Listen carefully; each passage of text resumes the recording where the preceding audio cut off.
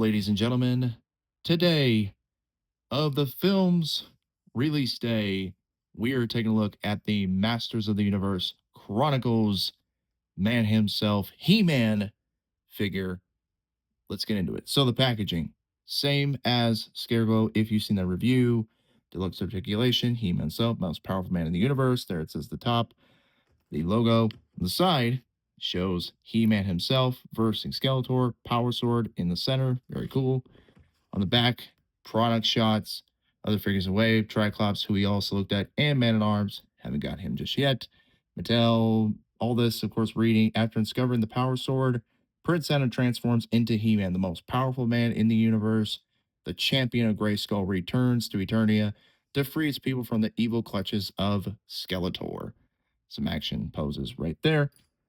And on the other side, basically shows off He Man, says the same thing. But let's get this guy cracked open and see what he's all about.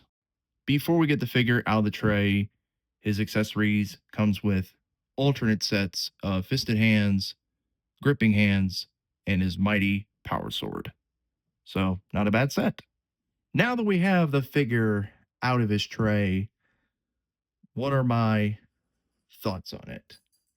Well, let's take a close look at the figure. How accurate is it to the film that's coming out? Well, I think they captured a really great job on the when it comes to likeness and the detail and the sculpt that's here. Mattel did an excellent job, but let's look at the details first. So let me move this up for a second. So here's the head.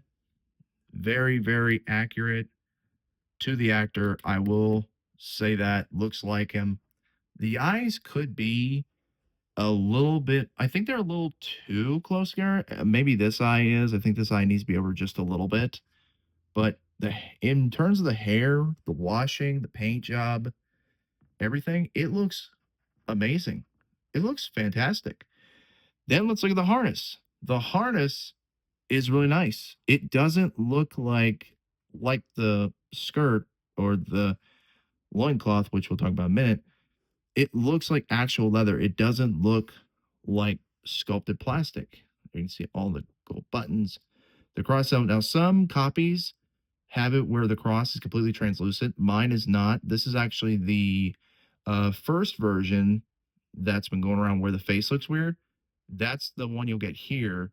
But due to mine not paying attention to it after I paid for it, I've got the cross from the first version of the figure, the variant. And sorry about that. And then I've got the correct head. So a mix, but not complaining.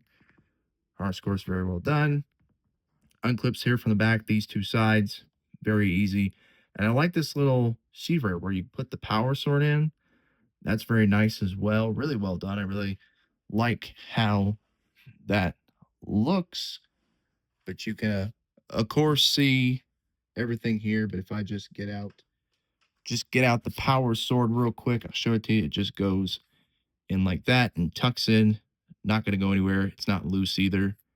So very nice. But back to it. There, of course, is the gauntlets. This is both sides. Match. Very nicely done. Like that. And then the loincloth. Very well done here. Very nice. As I said, it looks just like actual leather. It doesn't look like a soft plastic material. It is very well done. All the detail, all the paint job, just very, very nice. Very well done. Then to the boots as well, very nicely done. All this looks like actual leather. If you look at from distance, you think it's leather, not plastic. That's how really great a fantastic job that Mattel did with their sculpting. Their sculpting team did an excellent job. The body, this is their new normal body for regular characters, I assume. Let me back the camera back up. But if this is their normal body, it's fine for human characters, but not for like if we're talking regular He-Man, this is not the right proportion, but eventually we're going to get the classic iteration of the characters. And we know full well that when we do, they're going to do a bigger body for He-Man. They are. It's just for now, they've got to go with a slimmed down muscular body that's more human proportions, that's accurate or close to the actor's actual physique. And to be accurate in terms of sculpt and paint, I'm not complaining one bit. So it's, again, very nice, very well done. Love it. But let's get into some comparisons. Here he is with another Mattel figure, the DC Multiverse Kingdom Come Superman, and the Marvel Legends Gameverse Captain America. So, for my first and final thoughts to this figure, what do I think? The articulation is the same as Scareglow, which again, and Triclops, like I reviewed, but the detail here, for how simple it is, it's so good.